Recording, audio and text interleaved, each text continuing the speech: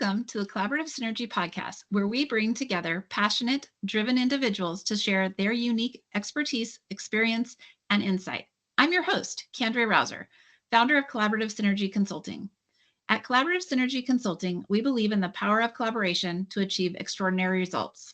Each episode, we'll dive into engaging conversations with industry experts, thought leaders, and change makers who are dedicated to making a difference. From project management and business analysis to leadership coaching and team building, our guests will share their knowledge, skills, and stories to inspire and empower you. Join us as we explore a variety of topics, learn from the best, and discover new ways to harness the power of collaboration. When we come together, we create a synergy that amplifies our strengths and propels us towards success. So let's connect, learn, and grow. Welcome to Collaborative Synergy Podcast. Today on my podcast, I'm joined by someone very special, my daughter, Kyleena Rauser. And yes, I get the joy of being her mom, but today I get to be her podcast host too. So let's dive into Kyleena's story and see what we can learn about her from her self-discovery adventure.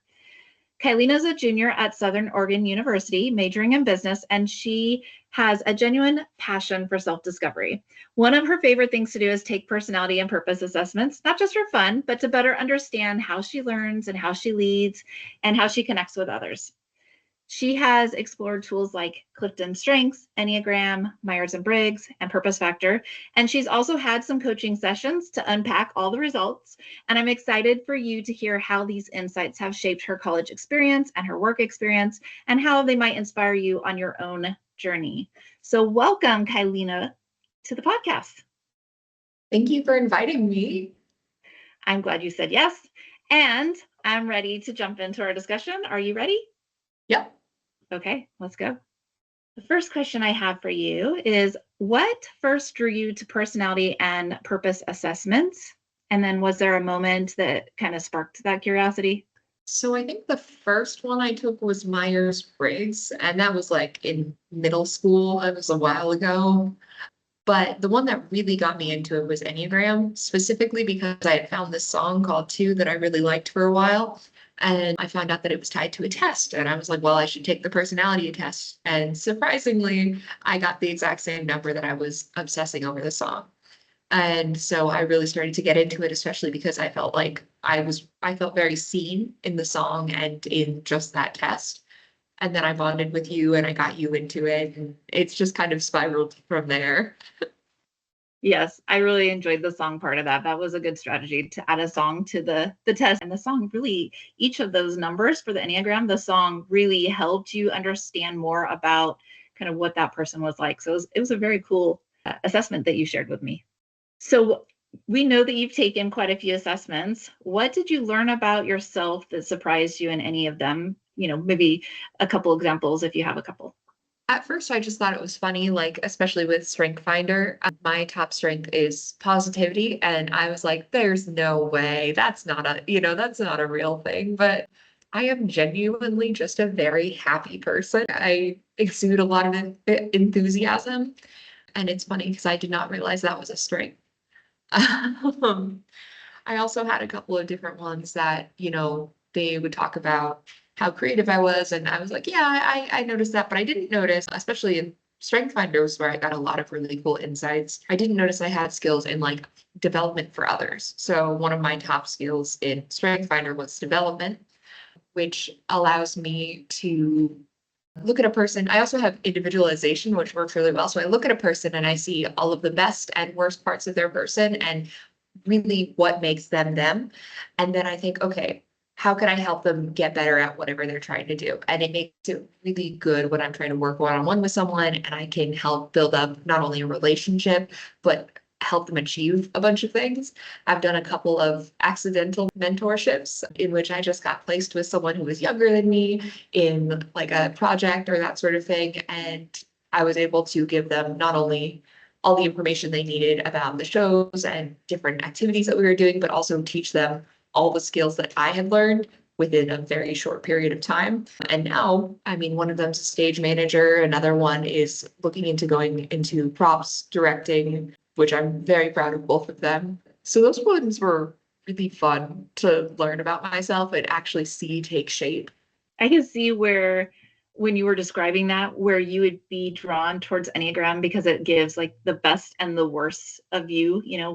How do you show up as your best self and how do you show up as your worst self? So you get that individualization and that ability to kind of see that nobody's perfect. And, if I see these tendencies, maybe lean in and get curious and see what's going on with that person because maybe there's something they need help with or something going on. So it just kind of fits in with the strengths that you're mentioning and the part of what resonated with you works really well with Enneagram. I think it also really helps because Enneagram gives you what are you like, what is it that you need, what is it that you want, and what is it that you fear? And those are so core to individuals. So being able to look at those and see, so when I dismiss you because I'm just stressed out and I can't talk to you, you fear not having connection, dismissal, that sort of thing. So this is very triggering for you. Let me try to recalibrate. So it's also really helpful in just figuring out communication between people. Yeah. I think all of them help give you that common language and that common understanding of how to work with people better. And so I'm super excited that you've gotten into these and that you brought me into some new ones because I find them helpful too. So I like connecting with you on that. It's always fun to chat with you about the different assessments you're learning about or that you've taken and how you're using them.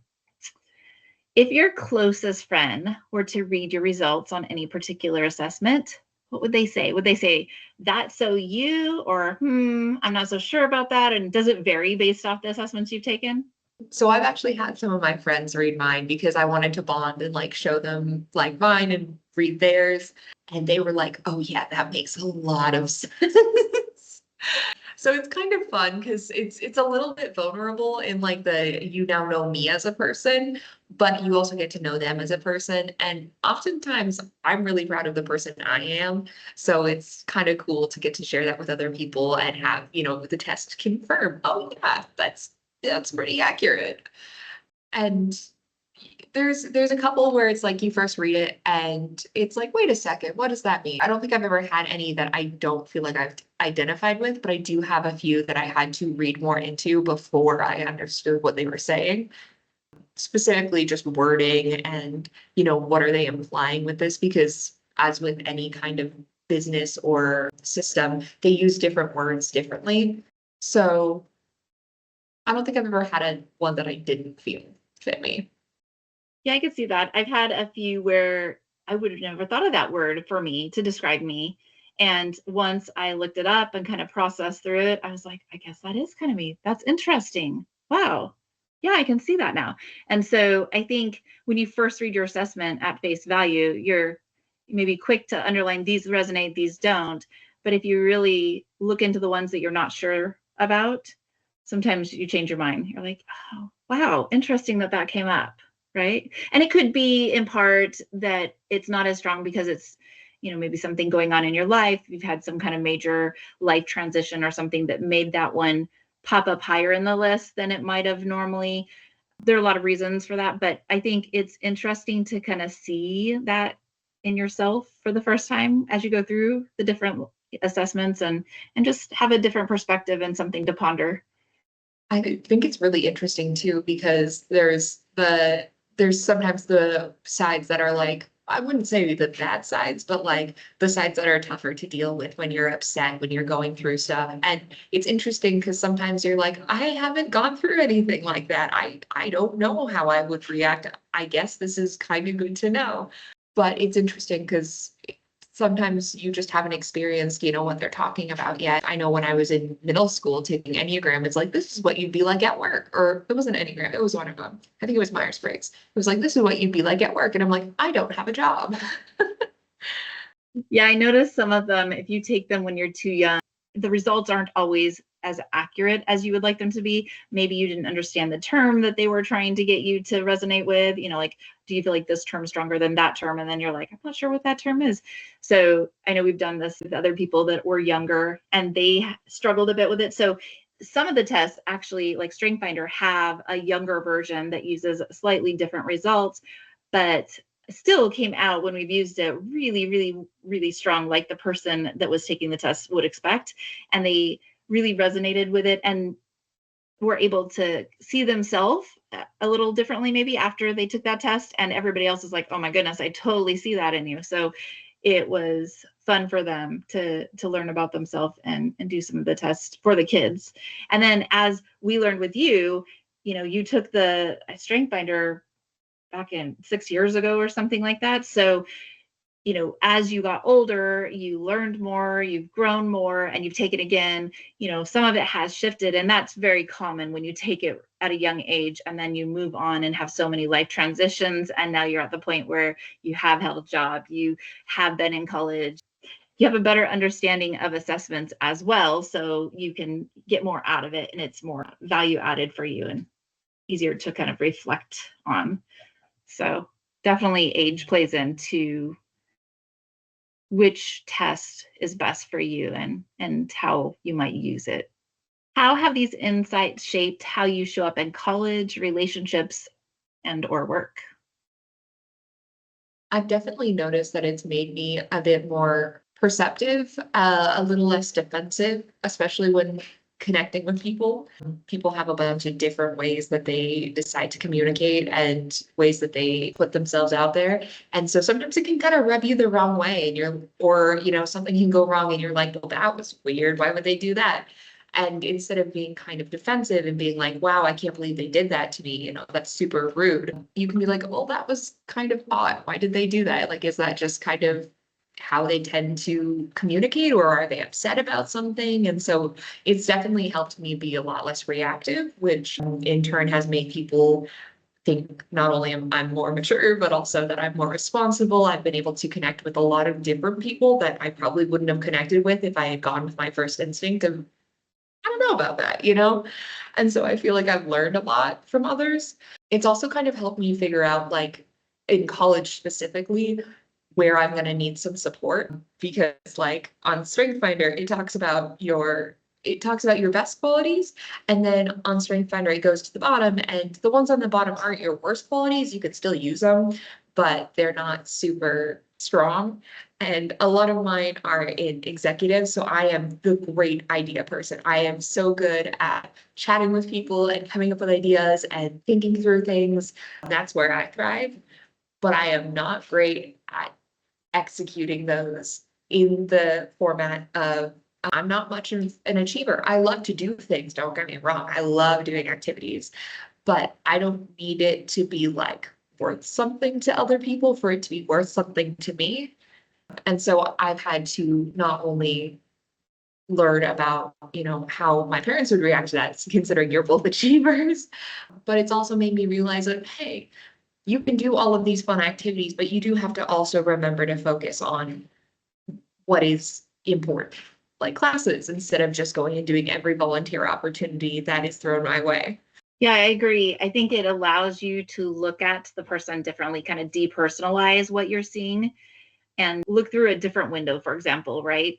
See things through a different perspective and open your mind to why they might have responded a certain way and not be offended, but just process the intentions that they had were probably good, and you might not have taken them that way if you hadn't taken this assessment, if you didn't understand the different strengths or the different results that you get from these. And with StrengthsFinder, you'd mentioned in college that you might need some support in certain areas because maybe it's not as high on your list of strengths. And that's one thing that comes out of those coaching sessions is how can you pair up with people who are really good in that and then be stronger because you've paired with somebody who had a different strength than you, right? So instead of wanting everybody to be like you and do things like you can see value now and like, this person's not like me, but look at when we work together, great things happen because we bring all these strengths together. And instead of only having 5 strengths, collectively, maybe we have 8 or 9 or 10 because you may not have all the same, but maybe there's a couple the same that you connect on. And then there's others where they're stronger at it and together you bring a better product or better outcome for whatever project you're working on, right? It's also really helped with, like, in StrengthsFinder, you may not have like, I don't have achiever, right? But I have adaptability. And that means I'm really good at fitting into different things and making sure that, like, with whichever situation I'm in, I have the right tools at my disposal, whether I make those tools or improv those tools or I have those tools. And so it makes me more of an achiever. It's how I got, both project coordinator, project management certification, and my AA all in a year, because I was like, I can do that. I can learn these skills and I can use them all. And I was able to fit and mold my year into what I needed it to be. Was that so that I could achieve all those things? No, it was because they interested me and I wanted to give it a go. But it ended up with the same result, regardless of me being an achiever versus having adaptability. Makes sense. I could see that. I was thinking that you have ideation and positivity, which for me has been super helpful because positivity is not in my top 10, although it's not very far from the top 10. I think generally I have positivity, not to the level of yours, but when I need to brainstorm something and I just want that positive energy around, it's really fun to connect with you because they are in your top 5 actually, right? And so positivity and ideation, and those are great for brainstorming sessions when I'm trying to think of like, what should I teach or how should I pull this together? And we can get out our sticky notes, which you are awesome at because we spend so much time doing Kanban boards. And that's my love language. So we get to go sit and a sticky note out, how do we want to write this up? If it's a book or if it's a class or if it's, just an event that we're planning, if it's some kind of project we're putting together, like one of our dinner parties or something that we love to do with a theme, right? So we get together, we get our sticky notes or our Kanban out, and we can kind of organize our thoughts and get in sync and move forward. And it's fun to work with you because you're using your top 2 strengths there. And I'm using mine, which is achiever and relator. I'm connecting with you, one of my 3 kids that I love working with. And I am using Achiever because we're getting stuff done and moving through that Kanban board quickly. So that's very fun to watch you pick up these over the years and use them still. Even when I'm not there, I see you using Kanban boards. So that's pretty cool. What was your first reaction to seeing your results on Strength Finder and Purpose Factor? Let's stick with those 2 just because I know you've had so many. But what was your reaction to seeing your results on Strength Finder and Purpose Factor? Were you skeptical? Were you excited? Were you confused?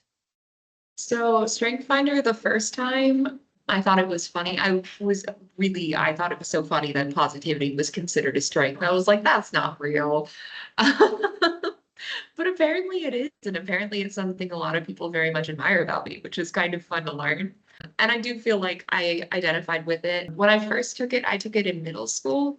And I kind of identified with it, but I didn't feel really identified with it until I got into kind of high school. And then I was like, oh, I actually see these things taking shape instead of just, I guess ideally that's there.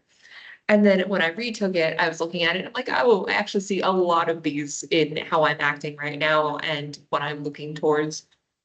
One of the ones that I got that moved up very high in my newer test was futuristic, which is exactly where I am in life. I am looking towards the future, all the things that I can build, make, create, and make better. So that makes a lot of sense for me. So I felt pretty good on that one. Purpose factor, at first I felt pretty good on it. And then we ended up comparing ours and they were super similar. And I was like, that's really weird. Like, I know that we're similar people, but that's really weird.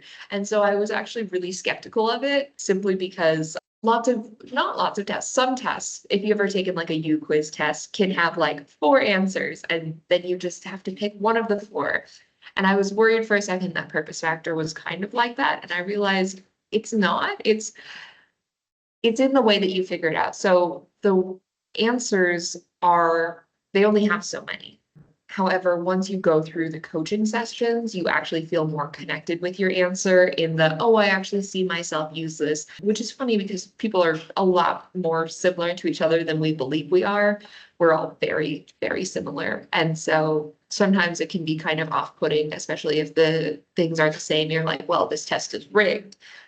No, you and the other person may use different strengths to get to this place, like in Strength Finder, but you have similar goals, which is more what Purpose Factor is about.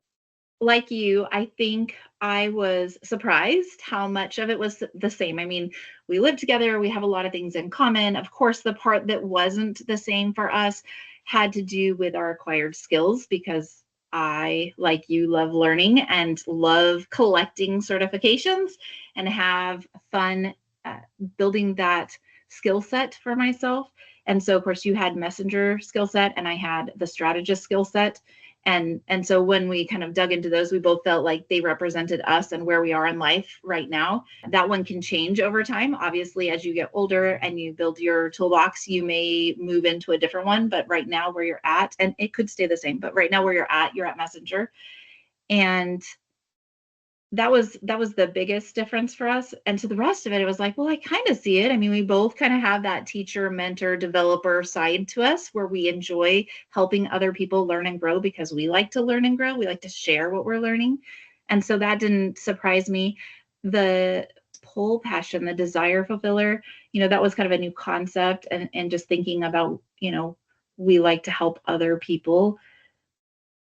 And I think origin strength, you were less surprised with the empathetic strength. I was kind of surprised, but the more I thought about it, for me, I think, there are times in your career where they really want you to suppress that empathy. And maybe I have more of that than I gave myself credit for because I've just learned to suppress it, because I care and I do care. You hear me saying it all the time, like how would the other person feel? So the more I read it, the more I think I went back to empathy is probably still pretty high for me. And the more I did the coaching session on that one, the more I was like, wow, okay, I learned so much about myself, which you haven't had a chance to do that particular coaching session. The empathy, the origin strength has to do with kind of your childhood and major things in your life. And so that one is definitely a very powerful one that I hope we get to do together. I was surprised when I did mine with my coach as I was going through the certification.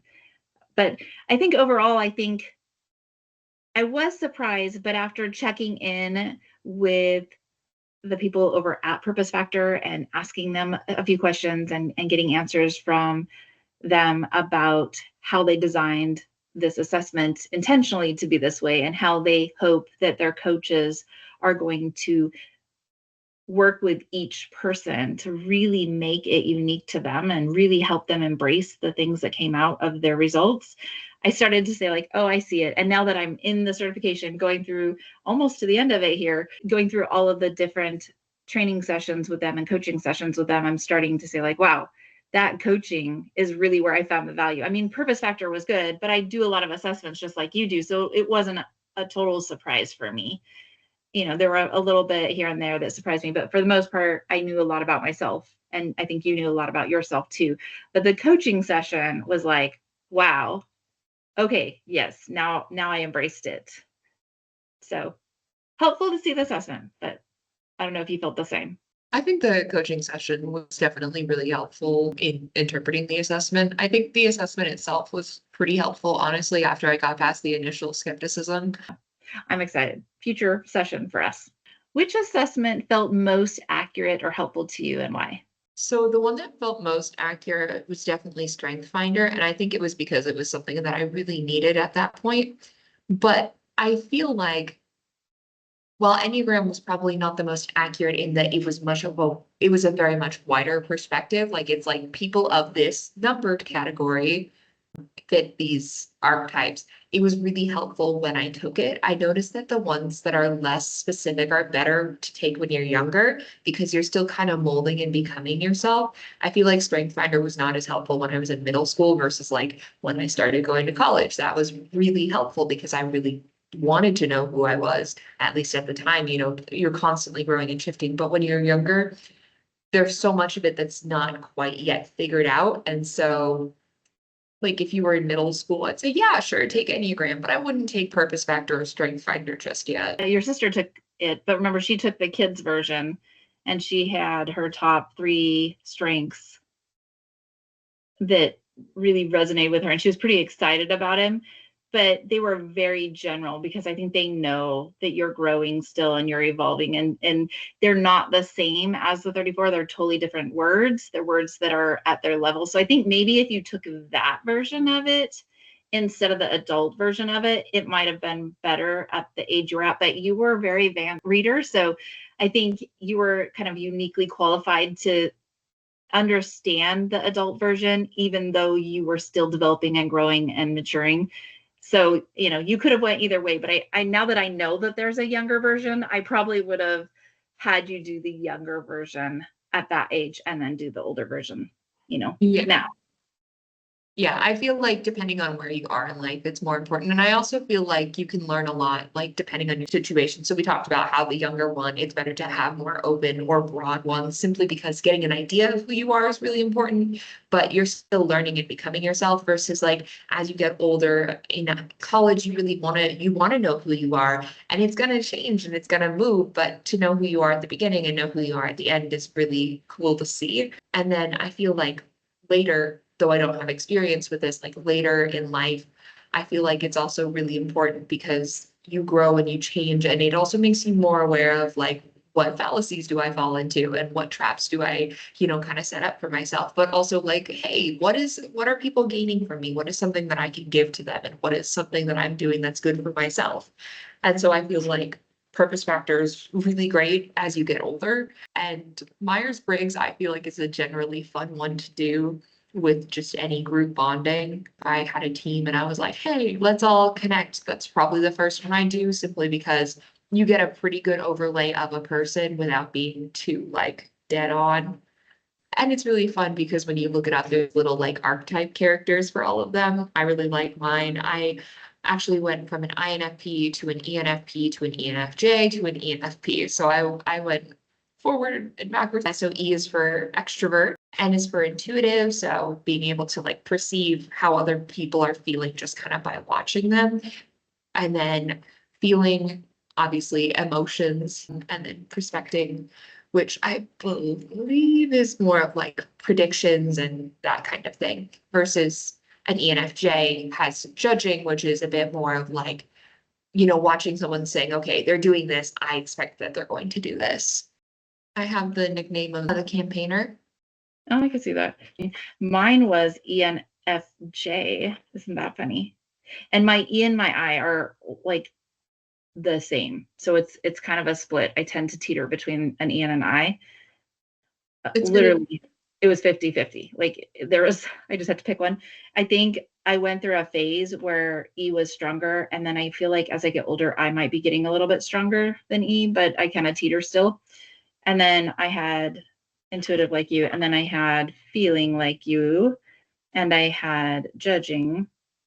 I like my world to be well ordered, planned, controlled, all that good stuff. Yeah. So, yeah, that's funny. That's also very similar for us, right? I mean, we are fairly similar people in most of our interests. Like I just tend to swing a bit more artistic and like extroverted versus you're a little bit more introverted and like I want things planned and structured. Yeah, I think the difference for me is less about the artistic, but more about the comfort with not having structure, right? That's the difference for me. You are okay. You could popcorn think, you can jump around and do things, and you're fine if things change.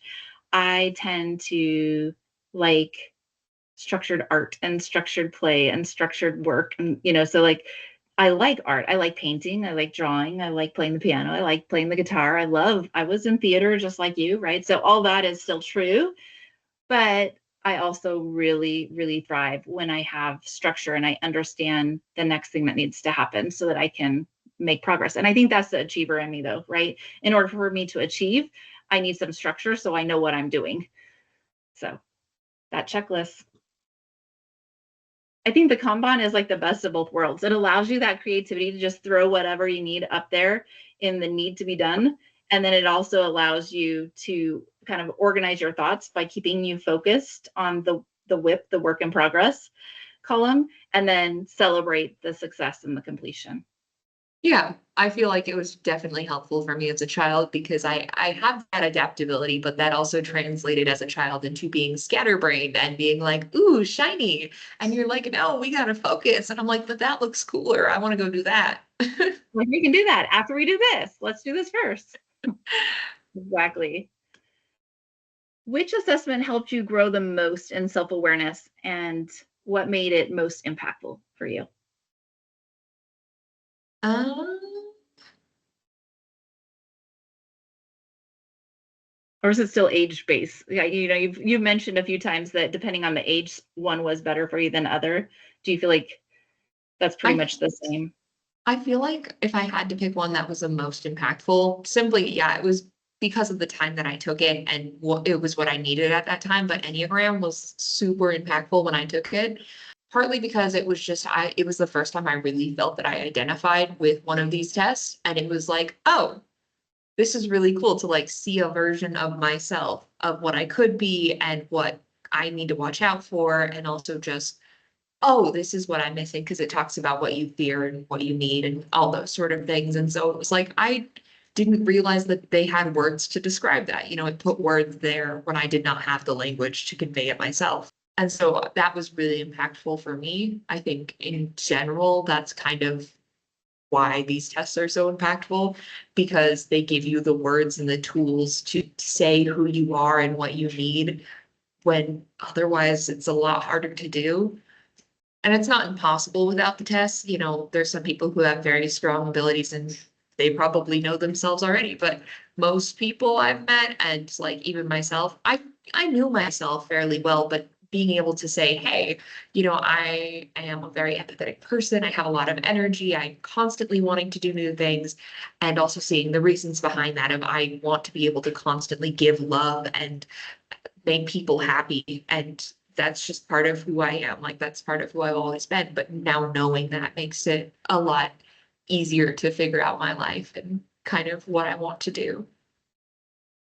I'm curious if it helped you, because when you're doing all of the different applications, whether it was to be a camp counselor, whether it was to get scholarships, whether it was to apply for a job or whatever you were doing, do you feel it helped you to more easily articulate and emphasize your strengths?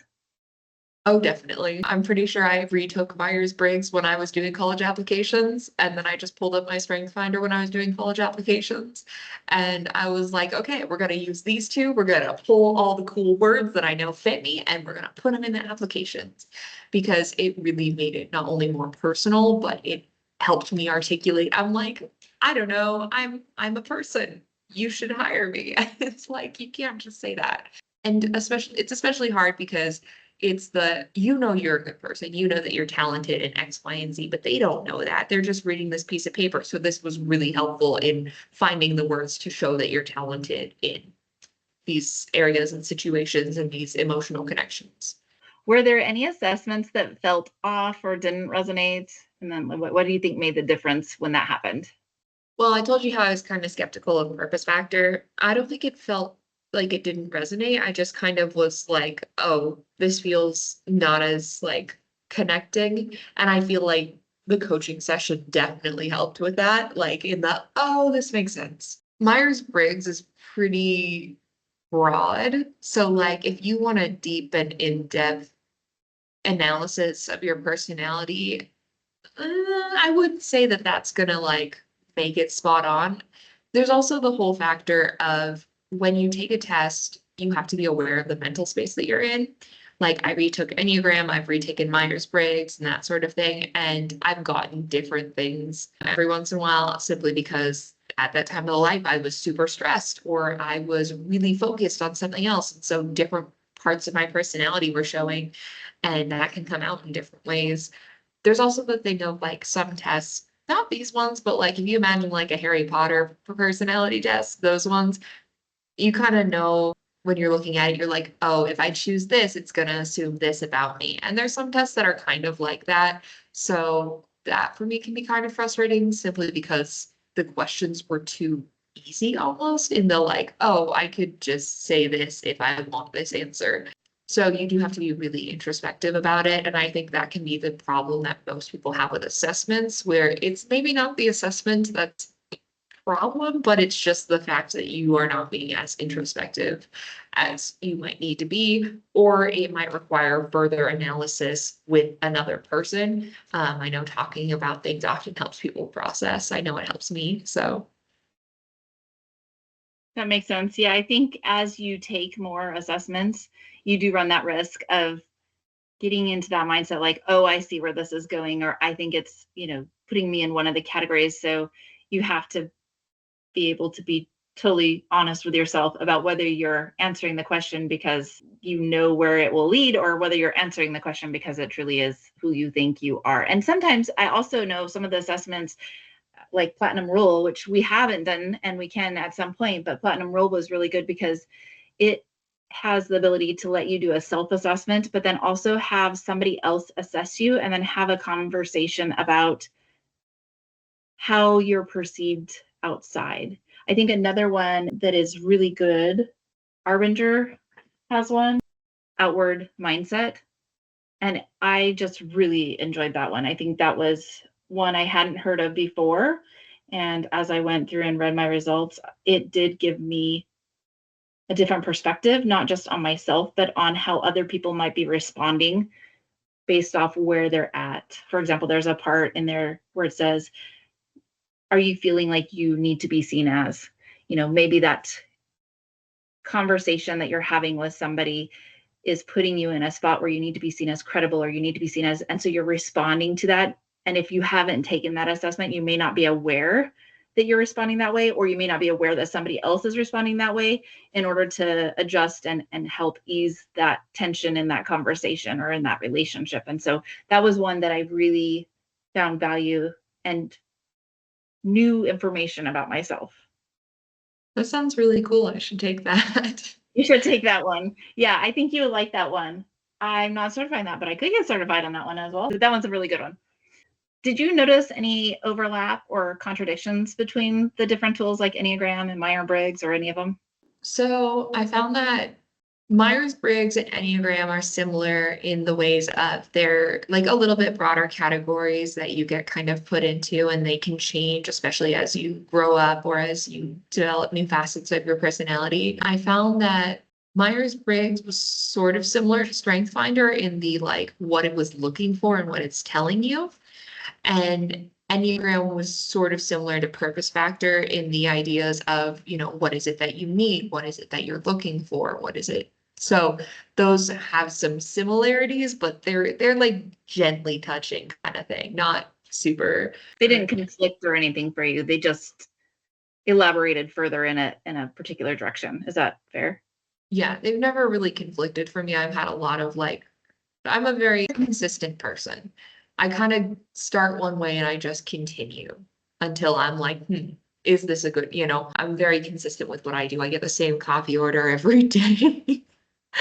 I mean, it's funny. Consistency is just one of my things.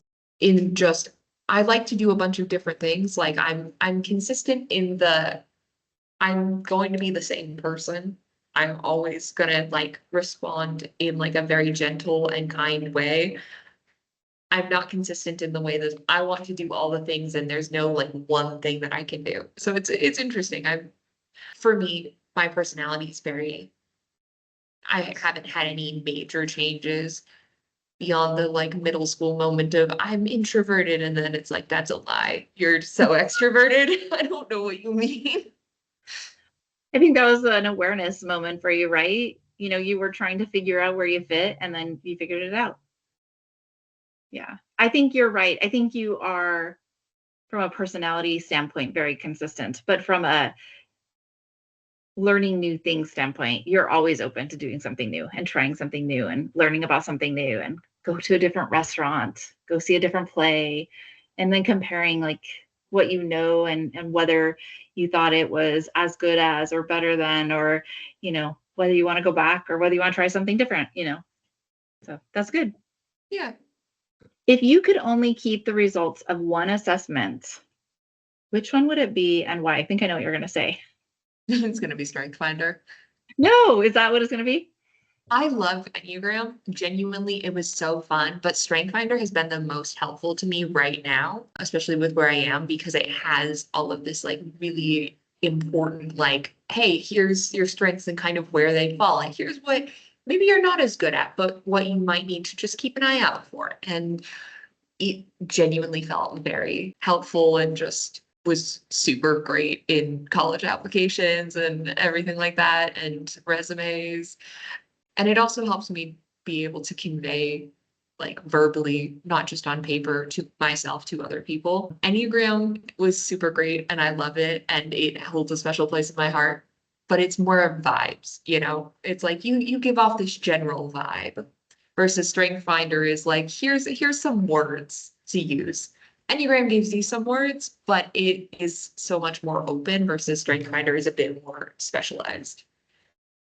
Yeah, Strength Finder gives you that common language so you can connect with other people in words that generally are understood by people, whether they took the assessment or not. So I think that's helpful. I could see that. I wasn't sure. I was like, it could be Enneagram, but I also saw Strength Finder as, you know, a possible choice that you were going to give. So interesting that you picked Strength Finder. That's cool. Do you have one if you had to pick? Well, I'm still going through purpose factors, so I don't feel like I'm ready to say that. I really did enjoy Strength Finder. I actually think they go really well together. I really feel like, and I know it could go either way. You could be, I've heard the argument that, you know, you want to know your purpose, then know the gifts that you have, and then, you know, do Strength Finder. Personally, I saw it the other way. That was just where I was at. I think Strength Finder is really easy to understand and helps you to be more self-aware and helps you to learn not just about yourself, but other people then, and to think about how you could pair with them, how you could build better teams. It's just one that I think is pretty easy for anyone to pick up and get something out of. I think with Purpose Factor, though, you know, once you do Strength Finder, people are like, so what should I be? What should I do? And that's not really the intent. It's very open. You know, you get to be you get to see these strengths and you get to find ways to apply them and use them, but we don't tell you how. With Purpose Factor, it gets to a different level of understanding yourself and really thinking about where do you find fulfillment that you don't really get the same way with Strength Finder. With Strength Finder, I know that if I use my top 5, I'm going to excel faster. It's going to be easier. It's going to feel good because I'm doing well and I'm excelling. But with Purpose Factor, they also have you think about it from the standpoint of the 3 Gs. The 3 Gs are the things that fulfill you. So you're thinking about what is it that I'm really good at naturally? What skills do I have that I can offer to the world? You know, where do I feel like I can use those? What's my passion, my full passion to give to others? And then what is it about my past that makes me make decisions and do things the way I do? And how do I compensate if I need to adjust, or just have awareness maybe if I don't need to adjust depending on the decision, but really help you to make good decisions. And then it gets back to the 3 Gs. So once you know all that, when you want to feel fulfilled, you want to have situations, you know, create situations in your life that allow you to get gratitude from other people, get an opportunity to give, to make others better, to use the best of what you have to give to others, and to grow, right? To continually grow yourself and build that skill set, build that toolbox. You know, it feels good to accomplish things. I mean, even if you're not an achiever, which you said that's not in your top 10, but it does feel good, right? Each of those times where you were going out on LinkedIn and saying, I have a new certification, I did something else, you know, I graduated with my AA after being in a 2-year college for only 1 year because I also did stuff in high school, right?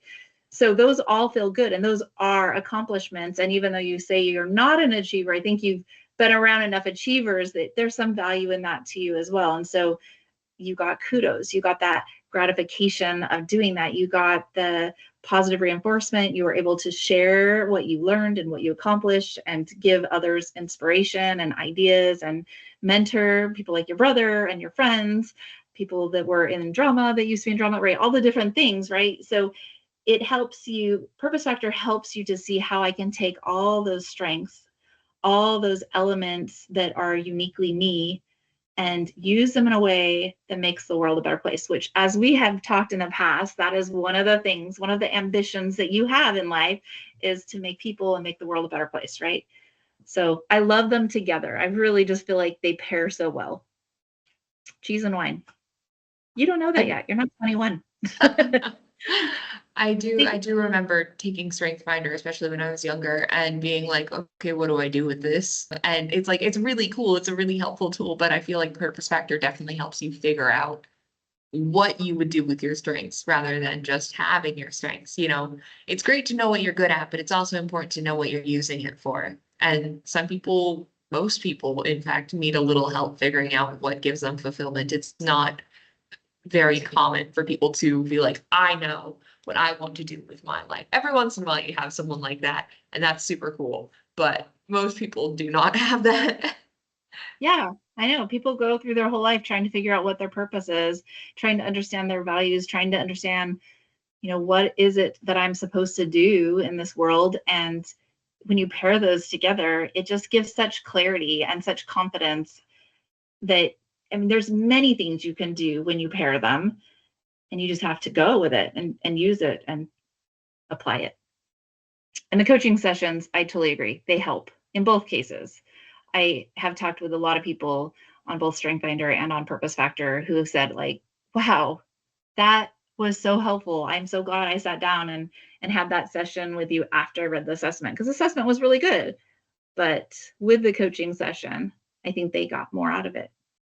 Can you share a time when knowing your strength or style helped you navigate a challenge?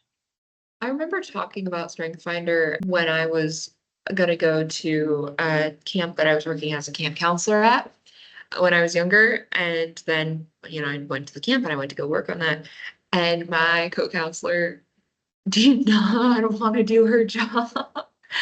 And it's a lot harder to care for a whole cabin of kids on your own than with a co-counselor, especially with the way that it was set up. And so I realized after the fact of what skill I really had to fall back on during that time. Not only was I able to keep a generally positive mindset throughout being completely stressed. I mean, you remember when I got home, I was exhausted. And not just because being a camp counselor is a lot of physical energy, I was just mentally exhausted from that whole thing.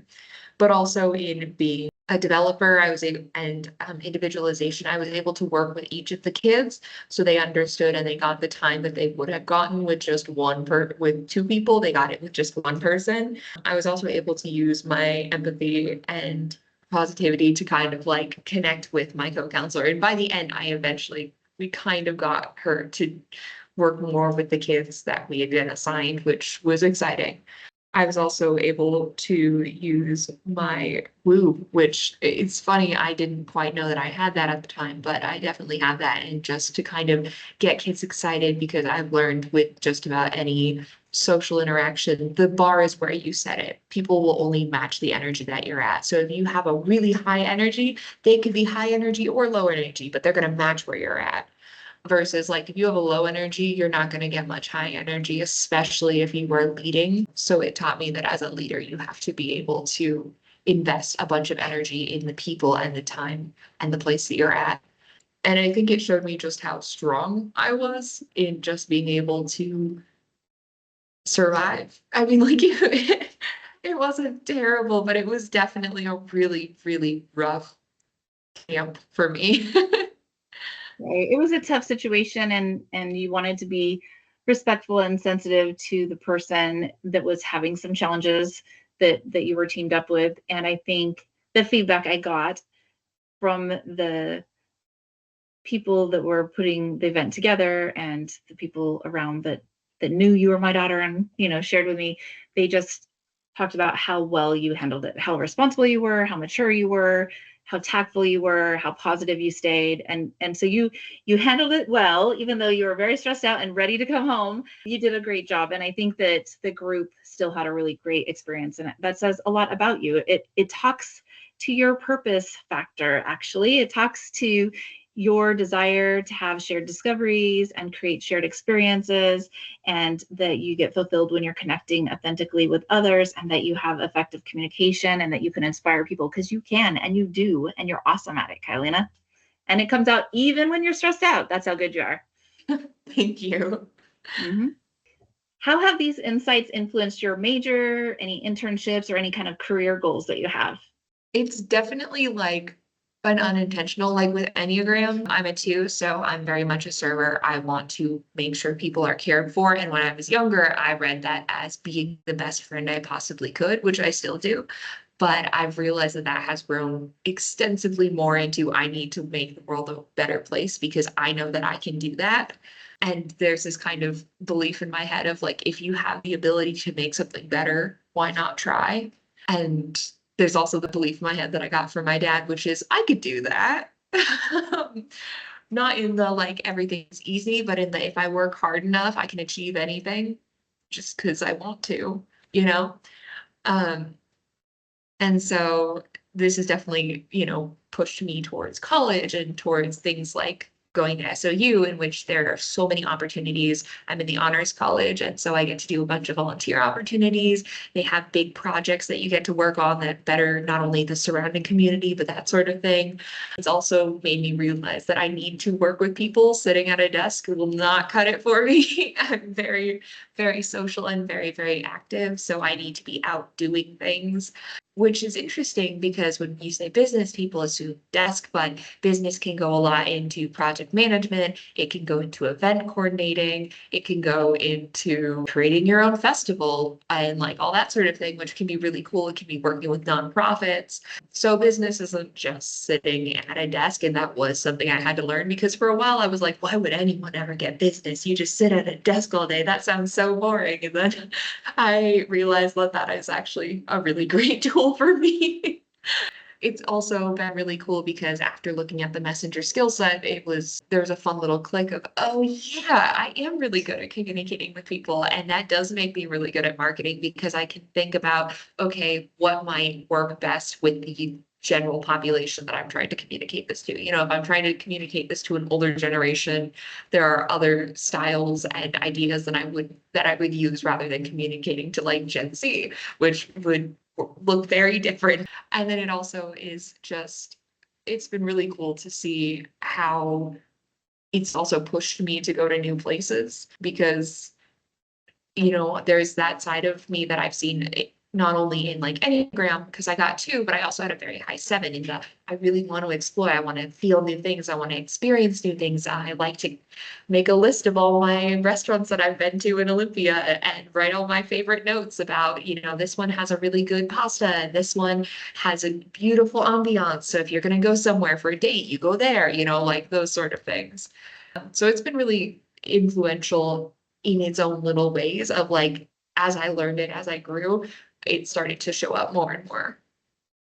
I think it's funny you brought up that you did that with the pasta because if you remember when we would be out and about, there would be somebody visiting our area that you would just start up a conversation with and you'd be like, oh, you should go to this restaurant or you should go to this event, or you would find whatever it is that they're interested in. And you always had some wonderful advice, like the best tour guide ever. I think anyone that comes to Olympia definitely needs to call you up and say, hey, Kyleena, what should I do? I'm interested in these things. And I bet you could get them a list of things that they could do and they would have a wonderful experience.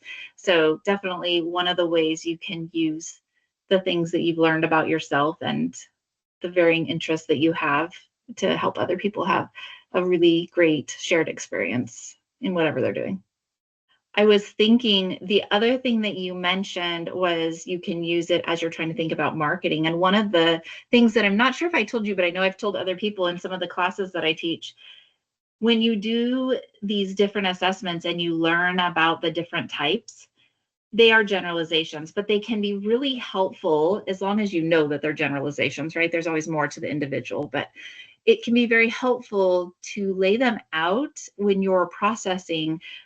Maybe you're getting ready for a presentation or a speech, or you are pulling together marketing material. But if you think about the different types of people out there, so like if you did Enneagram and you were to draw like a boardroom table and they place each of the numbers around the table, you can say, when I am a 1, a person with a 1 type in Enneagram, what might my answer be to that? Or what might the questions I have be to your presentation? Or what type of marketing would speak most to me? If I was a 2, if I was a 3, and you kind of just go around the boardroom table, and it allows you to think of them as like a persona, or a Pokemon card or a baseball card, right? You're thinking of how that individual might receive or not receive whatever it is you're communicating, and how you can be more prepared to address that if it did come up, before you give the presentation and then when you're in it as well. But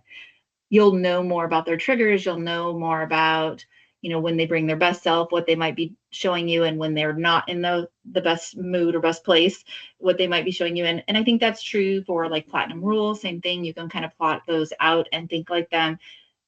Maybe a little harder with Strength Finder because you have the 34 strengths, so that one's a little bit harder to do that with. But it is helpful to kind of put that hat on and think like that style to just make sure that what you're delivering is representative to all the people that you're communicating with. So if you haven't done that, just something to think about. I have done that, and I think it's really helpful. I remember you talking about doing that on one of your projects, specifically with a couple people I know that you think this way, so I'm going to present it to you this way, because I know that if I, like for people who are ones, they probably, or fives on Enneagram, they probably don't like it when you or I continue to just yap about it. We love yapping. We love talking. We love thinking about something and just, I think this idea is really great. And oh my gosh, this is really cool too. And, fives and ones, they do not find that fun. Right. And the same thing, like when you're doing DISC, right? If you have a very direct person or group of people that you're speaking to, you're going to want to be more concise. If you have somebody who's a C, conscientious, they usually are more data driven and factual, you're going to want to include that in what you're presenting. If you have somebody that's in the I category, they're maybe more outgoing and they're more chatty and social. And so you're going to want to think that over and make sure you allow that to happen, because that's probably how they learn and how they feel like that was a good presentation or that was a good event that I went to. And if you're in the S category, which I'm in the S category, kind of an SNSC, I want to be supportive, right? I want to help you be successful. I want to support you in whatever it is that you're trying to accomplish. And so that, putting that hat on when you're going through, and DISC is great because you only have 4 versus when you use Enneagram, you have 9, right? But it helps you to just kind of think about it through those different lenses and maybe adapt and modify and make your presentation or your event stronger because you took all of the different styles into consideration and tried to build it into an experience that was good for all of them, right? Do you think these kinds of tools should be part of a college orientation or maybe a career prep?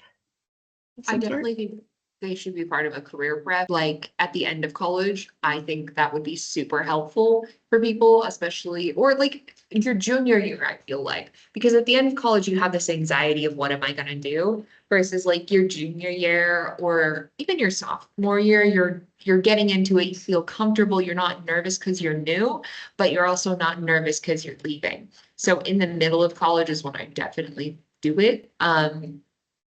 I feel, especially for like Strength Finder and Purpose Factor, for team building, like if you're on a team working, I would recommend, Enneagram, Myers-Briggs, Strength Finder, DISC. These ones are all really helpful because they not only teach you what you're good at, but also allow for better communication.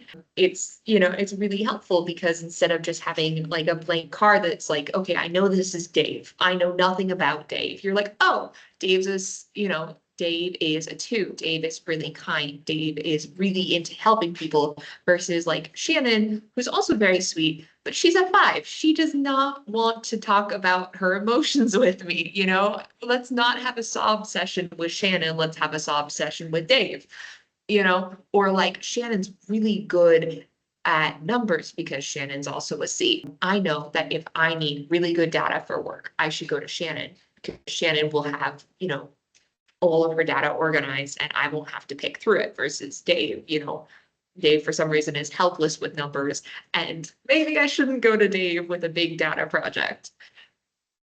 I think it also helps you to think of where you compare those strengths, right? So if you have the different styles paired up, your team, you don't want everybody on your team to be a D or everybody on your team to be an I, right? Or a 5 or a 6, depending on which assessment you're using. But if you can get a little bit of everything, just think of all those strengths. If everybody understands the value they bring, but think of all the strengths that they can contribute to making it a more well-rounded team, right? I think the other one that you haven't done that's really good that I'm certified in is the 5 behaviors of a team, right? So helping teams understand that healthy conflict is really important to getting results on your team. And it uses DISC and it looks at the D, I, S, and C, and it talks about how, you could trigger each other, and how it's important on a team to have all those types and to make sure everybody's feeling heard and make sure that you are moving up. It has like a pyramid that you get to look at, but it moving up towards results. And part of that is having healthy conflict, understanding how it's important that people feel heard because you want them to buy in and you want them to be able to hold each other accountable so that you can get to that results. That's the ultimate top of the pyramid. So really good one for future time with you, but I've used that one a few times in class and I really like that one. And it brings up the idea of like, it's really important to have conflict and like have people push back on things, because having a bunch of yes men is not going to get you into a good creative space. You need people to challenge you. You need people to say, hey, I don't know if that's right, because not only does it make your argument a little bit better so that you're more aware of what could go wrong, but it also allows you to realize what could go wrong, you know? Mm-hmm. Do you think these tools help with self-confidence, or can they box people in? I think it's all about how you perceive it. For me, it's made me more confident. It's made me realize, oh, that's actually a really great thing to have. You know, this is something that I know that I do very well. And so, you know, when people are like, what are your, one of your strengths? And like, it's positivity, which is funny, but I am genuinely one of the most optimistic people. Even when I'm sad, it's like, well, okay, it could have been worse. How can we fix it? You know, instead of moping about. But it's also made me aware of like, okay, I tend to go right into how can I fix it? How can I make it better? And I also need to be able to sit and feel that feeling before doing that. So it's also made me aware of that. I think it can feel like boxing in if you're reading into it in the, oh my gosh, this is the only way that they see me, which is not true. People are perceived differently by others, many different ways. And I think as long as you don't make it your whole personality, right? You're your own person. You're going to discover new things about yourself all the time. You're going to develop new habits and lose old habits, you know? People tend to have things that they consistently do, but that doesn't make them the same as everyone else. Labels are great because they help us organize things, but labels aren't the only things that we are. We're not filing cabinets, we're people. Yep. And I think just what you said applied to everyone else, right? So not only towards yourself, you are not just that generalization, but neither are they, right? It just helps us to speed up the learning process, the networking process, the connection process. I know when we were in COVID and I had teams that never saw each other outside of this virtual chat that we were on. And I personally felt, and I think they did too, that it allowed us to really get to know each other better and more quickly, because we had all taken these different assessments, and the few that maybe didn't have one or two of them, they took one. And so we had Strength Finder, we had DISC, we had Platinum Rule, but we went through and we just kind of talked about like what resonated with you, what didn't resonate with you. And then when we were in meetings, if I saw a certain behavior, I was able to quickly know like that means this for them, because they shared that with me. They used that tool to speak a common language with each other, and it made them understand each other better, even in a situation where they never met each other in person until, you know, the COVID restrictions lifted. And it was so fun to finally have that in-person session where everybody got to meet each other. And it's like, wow, you're tall. Wow. You know, like just because you don't get everything that you get, you know, in person, when you're virtual, you don't see the whole person.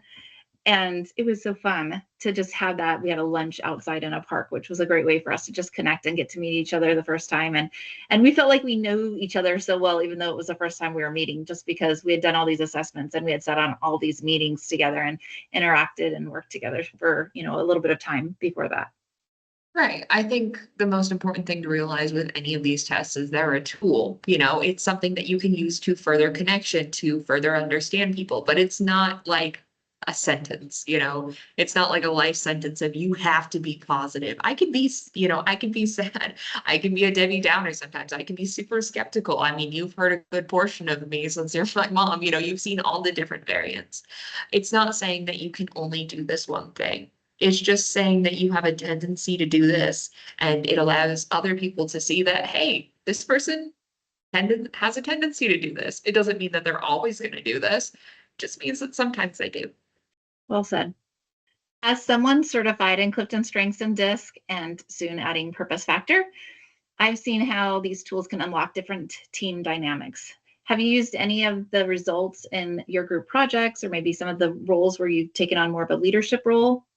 when you get into it, you have this really, I wouldn't say it's a bad habit, but you have this habit of like seeing people and be like, oh my gosh, I think I know what Enneagram number you'd be, or oh my gosh, your top strength is totally, ideation. It's totally one of these. And you do this too. We do this together. We'll be like, I think their top strength is this. And it's like, it's it's kind of helpful, especially for me as someone who's an individualizer and developer, in that it's made me really good at picking up on the subtle things. So I can look at someone and be like, almost instantly, oh my gosh, you're really good at coming up with ideas. Could I put you on this part of the project? Or could I have you work with this person, because I know that you have so much energy and they really need someone to like exude energy to get them interested in it. And I don't have the time to be right next to them all the time, So it's like, it's been super helpful because I've gotten really good at picking up little things. And I'd say about 80% of the time I'm right. Every once in a while I'll pick up something and I'll think I'm right and it's not quite that, it's something else, they're using a different skill. It's like, oh, that makes a bit more sense after I find out about it. But it's really helped with like figuring out what people will be good on projects, on, shows, in group work, that sort of thing. It's also just kind of helped me, I think, be a kinder leader, because nobody likes it when a leader assigns you something you don't want to do, right? And so I'm able to tailor jobs more to these people and be like, oh, I know that you love reading. Is it okay if I have you skim this and summarize it for us? Because I know that this person over here, does not want to stay still and they want to like build something. And so I would much rather have them work on something like that than have them sit through like an 80-page long paper if they don't have to.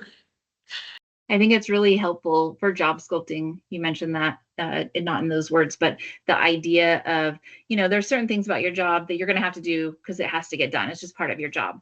But there's always the opportunity to learn and grow and give you as an employee or as a staff person that is working with me an opportunity to branch out, to use things that I see as a strength, because either you took the assessment or, like you said, maybe I know enough about an assessment that I just see these strengths popping out, even if you're not aware of them. And so, yeah, I do not try to categorize or group people, but when they're shining, when they're just doing something and like they are so good at that, they're really good at being up there on the stage or presenting or being animated or whatever it is you're doing. If you're doing, a different, like a guest speaker event, or whether, like at a church or something, there are certain things that people just naturally, gifts that they just naturally have, and they just kind of come out. And StrengthsFinder gives these common languages, these common terms that allow you to process it really quickly in your head. You can not categorize or not label somebody as a certain word, but really just kind of think about these particular words come to mind when I think of your strengths. And I'm always curious. It's like a conversation starter. If I watch somebody interact and then I think, wow, communication has to be in their top 10. They're so good at it. That's how when I'm out and about, apply these. I'm just looking for like the wow factor. Like, this person has woo. Look at them. They're interacting with everybody. I'm back in there, watching from the back corner here, thinking, who do I want to talk to? They're out there like, hey, nice to meet you. You're wonderful. Whatever. I have to drink a lot of coffee to make woo come out. And you know that, right? That's just who I am. I like get the coffee and then I have that motivation and that energy and that ability to get up on stage and entertain a large group. But I think it's cool to have that as a way for you to connect and a way for you to see the positive and see the value that each person is bringing to whatever it is you're doing. And then call that out and let them know that you saw them shine in that way, so that they can learn about themselves, and maybe they'll get interested and want to learn more if they haven't already, or maybe they'll surprise you, be like, oh, I know my top 5. I've had that happen so many times. And then I'm like, oh, let's share top 5s. And so then they tell me theirs and I tell them mine. Or, we talk about this the same way we've talked about purpose factor. Actually, I had a friend that I worked with previously that told me about purpose factor. And so I was like, ooh, assessment, I'm in. So I went and took it and thought, this is really cool. I really like it. And then I, of course, reached out to you and said, hey, my assessment friend, you want to take an assessment? And you're like, of course. So, it's just a way to connect, like you said, and to really build that relationship quickly. And I'm not categorizing, I'm not labeling, but I am using it in a positive way. And so I think as long as we use this with good intentions to help build our teams and build up people, it's really helpful to just have that in your back pocket, in your toolbox, in case it comes out, in a situation you can use it. Right. And what you don't want to do is you don't want to be like, oh my God, Anne's a 5, she's not going to want to talk to me. Anne does want to talk to you. Anne just has specific habits that she prefers when she's talking to someone. Doesn't mean that she can't have an emotionally investing conversation, or you don't want to look at someone and say, well, they don't have learner in their top strengths, so I guess I don't want to teach them. Like, that doesn't make any sense. Looking at someone and saying, well, they're not super great at this, so I don't want to work with them on blank, is not what it's supposed to be about. It's just supposed to make connection a little bit simpler and supposed to allow for, a little bit better of self-understanding as well as understanding of others. It gives you that open door for getting curious, right? Right. And that's what it's all about. Yep. One thing I love about Purpose Factor is how it connects identity to impact. Did it help clarify what kind of contribution you want to make? I think you've kind of touched on it before, but if you just want to highlight for a moment from the Purpose Factor assessment and coaching sessions. And I am going to be honest, I haven't had all my coaching sessions yet, so I don't quite understand it altogether. It was interesting because it did kind of just reaffirm some things that I knew about myself, in the whether I like it or not, I've always been a good teacher. Like, growing up, people were like, you should be a second grade teacher. And I was like, why would I want to be a second grade teacher? And in all honesty, I'd probably be pretty good at it. But no matter where I go in life, I'm always learning and teaching other people. I'm gaining information from them, and then I'm sharing the information that I have, whether that's to my peers, sharing information that's helpful towards a goal. It's just part of who I am. It also has been kind of helpful in figuring out, in Desire Fulfiller, when I feel a pull towards a passionate thing, it's, I love making things better. I love looking at a problem and saying, how can I fix this? How can I make it better? I mean, when you go into a room, my mom has this, she goes into a room and she's like, it's not organized. It's not. I have that, but with processes that aren't organized. I've worked in a couple of different places where I've had, I'm watching the process and I'm like, why are they doing that? That makes that doesn't make any sense. And whether it's I can simplify the process, or I look at something and say, hey, there's so many ways that this could be better, not only for, the people who live here, but the people who gain. A lot of cities use only male trees because they don't have to pick up the fruit. However, we already have people on contract to help clean and take care of the trees. So if we replaced half of the male trees, right, with female trees, not only would we have more food to feed people, but we'd also have significantly less pollen, which would help with pollen allergies in the spring. That's a simplified version, but my brain was like, hey, I noticed this weird thing. What if I went and analyzed it and figured out how to make it better? And, obviously that one takes a little bit more of you have to think about it, and you have to consider it from all different sides. So it's still an idea that I'm working on, but it's what's currently in my head. And I'm like, okay, well, what are some positives or negatives of this? And it's been something that I have really realized through Purpose Factor, that I want to make contributions by fixing things, by making them better. By making the world better, right? Yeah, making the world a better place. Better. That's what I want to do. And I know you will. When I'm working with new grads, or maybe people that are early in their career profession, I often see a hunger for clarity. People are just trying to understand themselves. They're understanding the world. They're understanding where they fit, what their purpose is. What advice would you give someone just starting to explore these tools? I think my first thing would be, don't assume it has all the answers. It's going to give you a lot of answers that are super helpful. But until you have had that aha moment and realize that it fits you, it's not that it's not gonna make sense, but it's not gonna feel as impactful, right? So I've had a couple of aha moments that I've talked in here where I had a moment of, oh, I really do have that strength. I didn't see that, And so as much as you really want that clarity, I feel like the best way to gain it is to have the words and the information and the coaching and be able to talk through it and then do other things, work on projects, go to work, do volunteer things, do a sport, like something like that, in which you'll see different facets of your personality come out. And since now you know the words and what you're looking for, you're going to have that aha moment. So it just makes the aha moment happen a little bit faster. I think clarity comes through hard work. It's not something that you can just gain through taking a test, but taking a test does make it better. Good advice. Thank you. I like what you said about how the coaching helps. I remember sometimes I take it and it's like, I'm not surprised by it. It fits, but I didn't really have the emotional attachment until I did the coaching session. I really didn't have the buy-in and the full understanding until I talked through it. Like you have said a few times, that really helped reinforce and help me explore how I might apply it successfully and how I might just use it in everyday life, right? Looking back, how did the coaching conversation help you to go deeper than just reading your results? Would you recommend others pair assessments with coaching, especially if they're starting college or a new job or navigating a big life decision?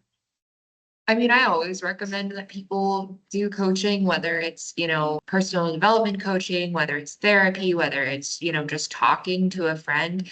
I find that being able to talk through your problems, what you're thinking about, just anything of that sort is super helpful. Humans are social creatures. We're meant to process things together.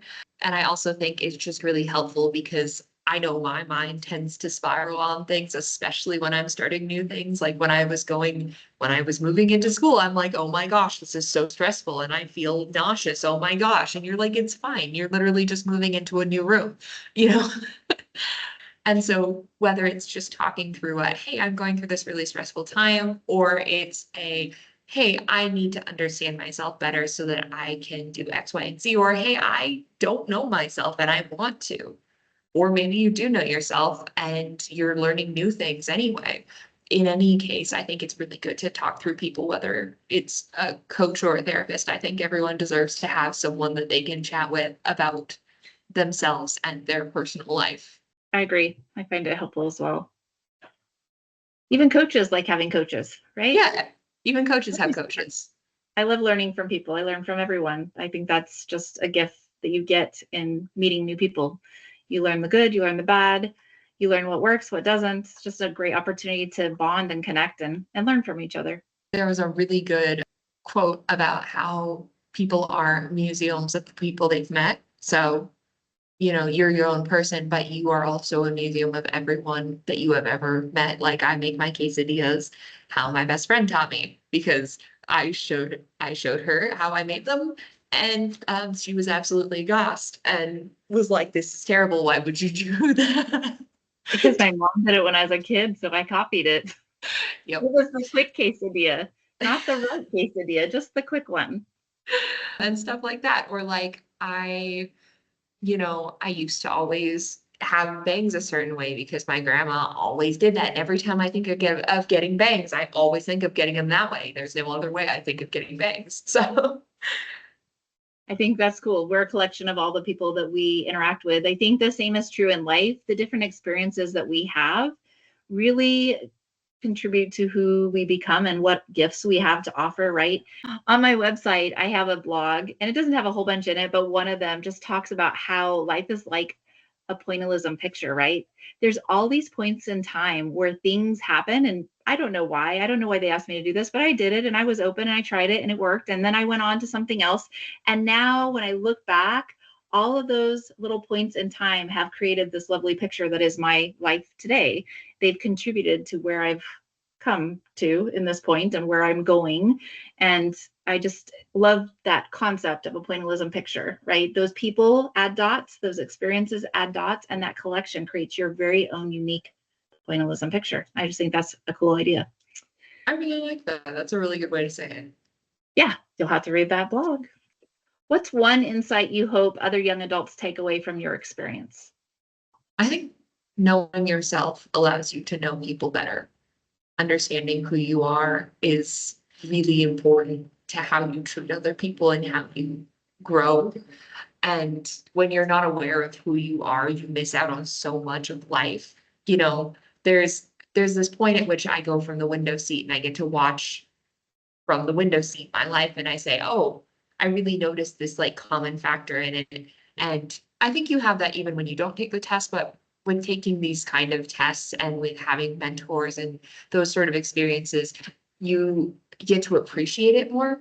I really like being able to be like, I'm so lucky I get to experience this because, I put in the work, or because I had such a great mentor, or those sort of things. And I think it just makes you not only more grateful for what you get to experience, but also allows you to have more enthusiasm and be more purposeful with what you choose to do and what you go after, rather than just kind of blindly going into the void.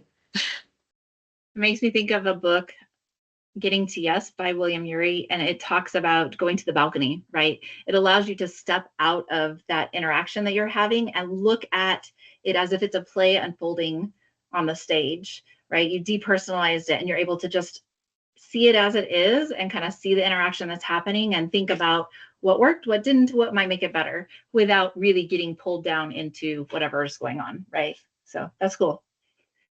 How do you think self-awareness can shape the future of work and leadership?